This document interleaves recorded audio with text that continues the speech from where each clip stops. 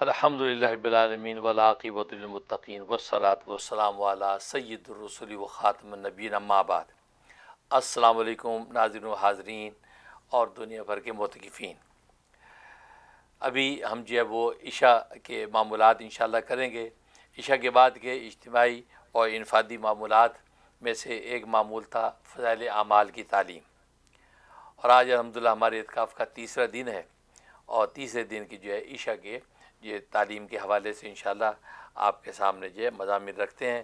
اور جیسا کہ میں نے عرض کیا تھا کہ فضائل اعمال یہ حضرت شیخ الحدیث مولانا محمد زکریا کاندھلوی رحمۃ اللہ علیہ کی تعریف ہے، جو میرے دادا پیر بھی ہیں، تو ان کے جو ہے فضائل قرآن میں سے انشاءاللہ آپ کے سامنے مضامین رکھتے ہیں۔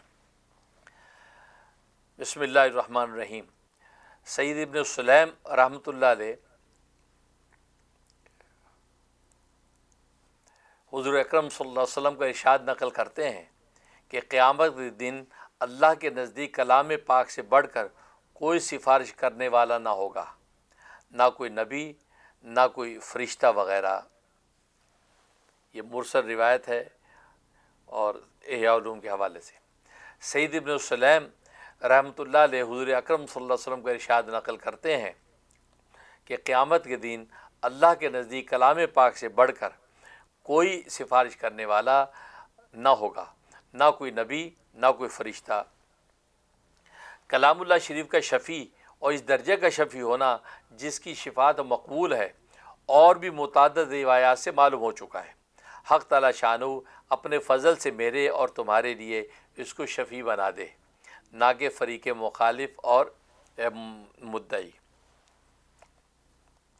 بزار کی روایت سے نقل کیا گیا ہے اور یہ لکھا ہے، جب آدمی مرتا ہے تو اس کے گھر کے لوگ تجزیہ و تکفیر میں مشغول ہوتے ہیں، اور اس کے سرانے نہایت حسین و جمیل صورت میں ایک شخص ہوتا ہے۔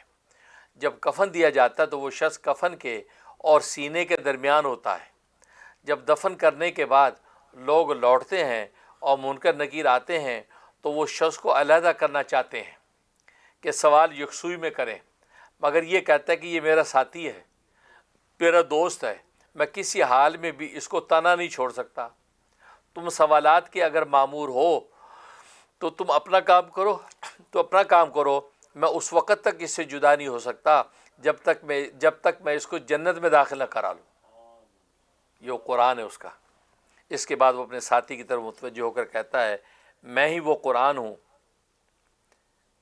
ہوں جس کو تو کبھی بلند پڑھتا تھا اور کبھی آہستہ پڑھتا تھا۔ تو بے فکر رہ، منکر نکیر کے سوالات کے بعد تجھے کوئی غم نہیں ہے۔ اس کے بعد جب وہ اپنے سوالات سے فارغ ہو جاتے ہیں تو یہ ملا اعلیٰ سے بستر وغیرہ کے انتظام کرتا ہے، اور جو ریشم کا ہوتا ہے اور اس کے درمیان مشک بھرا ہوا ہوتا ہے۔ حق تعالی شانہ اپنے فضل سے مجھے بھی نصیب فرما دیں اور تمہیں بھی، آمین یا رب العالمین۔ یہ حدیث بڑے فضائل پر شامل ہے جس کو تطویل کے خوف سے مختصر کر دیا۔ عبداللہ ابن عمر رضی اللہ تعالیٰ عنہما نے حضور اقدس صلی اللہ علیہ وسلم کا ارشاد نقل کیا ہے کہ جس شخص نے کلام اللہ شریف پڑھا اس نے علوم نبوت کو اپنی پسلیوں کے درمیان لے لیا۔ گو اس طرف وہی نہیں بھیجی جاتی۔ حامل قرآن کے لیے مناسب نہیں کہ غصے والوں کے ساتھ غصہ کرے یا جاہلوں کے ساتھ جہالت کرے، حالانکہ اس کے پیٹ میں اللہ کا کلام ہے۔ اللہ اکبر رواه الحاکم۔ چونکہ وحی کا سلسلہ نبی کریم صلی اللہ علیہ وسلم کے بعد ختم ہو گیا، اس لیے وحی تو اب آنی نہیں اور نہ آ سکتی ہے، لیکن چونکہ یہ حق سبحانہ و تقدس کا پاک کلام ہے، اس لیے علوم نبوت ہونے میں کیا تعامل ہے۔ اور جب کوئی شخص علوم نبوت سے نوازا جائے تو نہایت ہی ضروری ہے کہ اس کے مناسب اخلاق بھی بہترین پیدا کرے اور برے اخلاق سے پرہیز کرے۔